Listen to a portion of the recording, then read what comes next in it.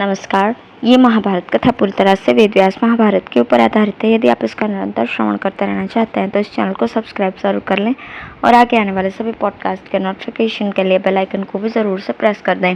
अब हम सुनेंगे पाप और उनकी प्रायश्चित।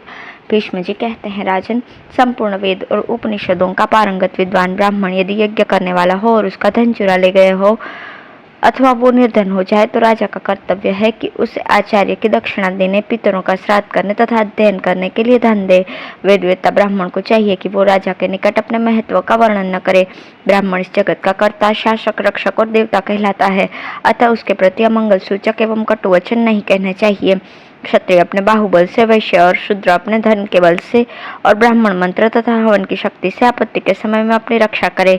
कन्या, युवती, मंत्र न जानने वाला मूर्ख और संस्कारहीन पुरुष अग्नि में हवन करने के अधिकारी नहीं है। ये जिसके यज्ञ में हवन करते हैं उसके स्वयं ही नरक में पड़ते हैं। मनुष्य जो कुछ भी पुण्य कर्म करे उसे श्रद्धापूर्वक और इंद्रियों को काबू में रखकर करे। बिना पूर्ण दक्षिणा दिए यज्ञ न करे। बिना दक्षिणा का यज्ञ प्रजा और पशु का नाश करता है तथा स्वर्ग की प्राप्ति में भी बाधा डालता है। यही नहीं, वो इंद्रिय, यश, कीर्ति तथा आयु को भी क्षीण करता है। जो ब्राह्मण रजस्वला स्त्री से समागम करते हैं, जिन्होंने घर में अग्नि की स्थापना नहीं की है तथा जो अवैदिक रीति से हवन करते हैं, वे सभी पापी हैं।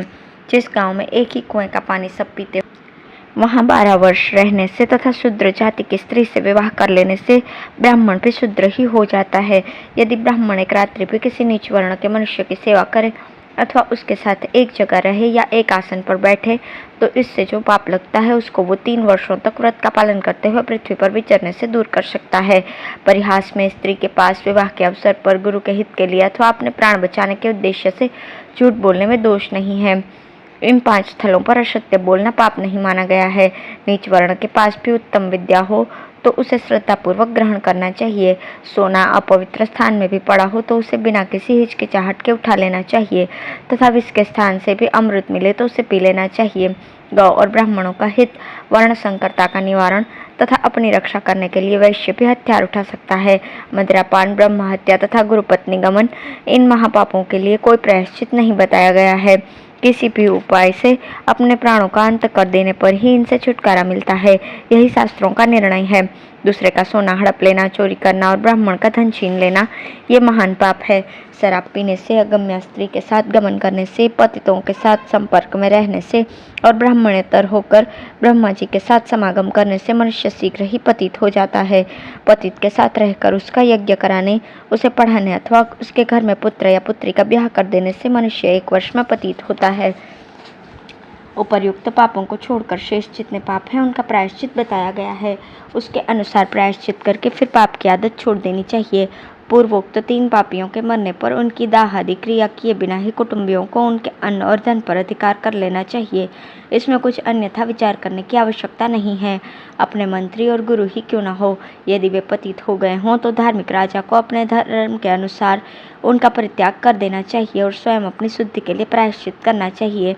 जब तक वे प्रायश्चित करके शुद्ध न हो जाएं, तब तक उनके साथ कोई बात या विचार करना उचित नहीं है। पापी मनुष्य धर्माचरण और तप करके ही अपने पाप को नष्ट कर सकता है। चोर को ये चोर है ऐसा कह देने मात्र से चोर के बराबर पाप का भागी होना पड़ता है और जो चोर नहीं है उसको चोर कह देने से मनुष्य को चोर के दूना पाप लगता है। कुमारी कन्या जब अपनी इच्छा से चरित्र भ्रष्ट होती है तो उसे ब्रह्म हत्या का 3 हिस्सा पाप भोगना पड़ता है और उसके चरित्र को बिगाड़ने वाला पुरुष शेष पाप का भागी होता है। ब्राह्मण को गाली देने या उसे पटक कर मारने से बड़ा भारी पाप लगता है। 100 वर्षों तक उसे प्रेत की भांति भटकना पड़ता है और 1000 वर्षों तक नरक में रहना पड़ता है। इसलिए ब्राह्मण को न गाली दे न मारे। ब्राह्मण के शरीर में घाव हो जाने पर उससे निकला हुआ रक्त धूल के जितने कणों को भिगोता है। चोट पहुंचाने वाले मनुष्य को उतने ही वर्षों तक नरक में निवास करना पड़ता है।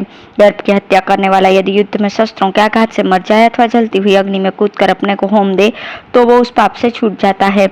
मदिरा पीने वाला पुरुष यदि मदिरा को खूब गर्म करके पी ले और उससे उसका मुंह जल जाने के कारण उसकी मृत्यु ही हो जाए तो वो उस पाप से मुक्त हो जाता है।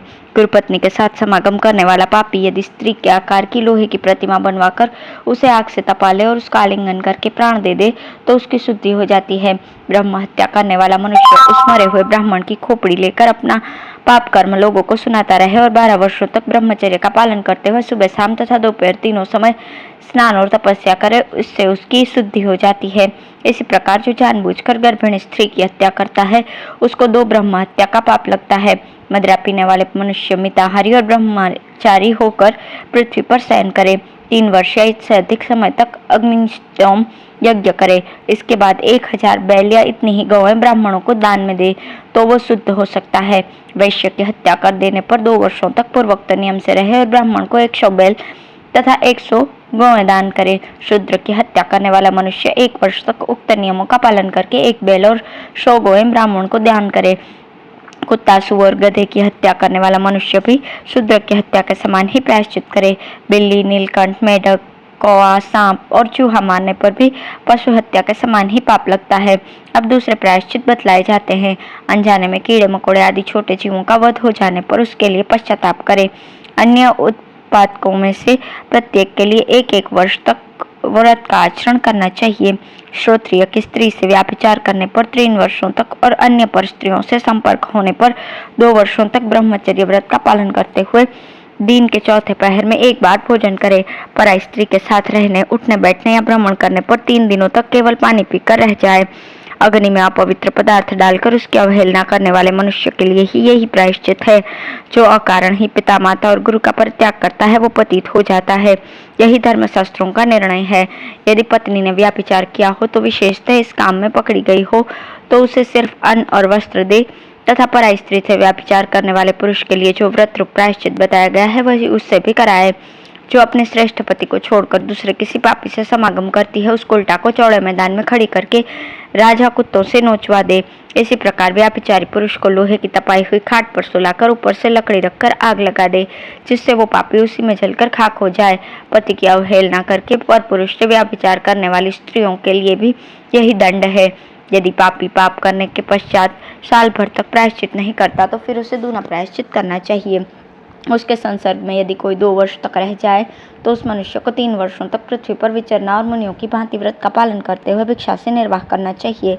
4 वर्षों तक उसने सहवास में रहने वाले को 5 वर्षों तक उक्त नियम के साथ पृथ्वी पर परिक्रमा करनी चाहिए।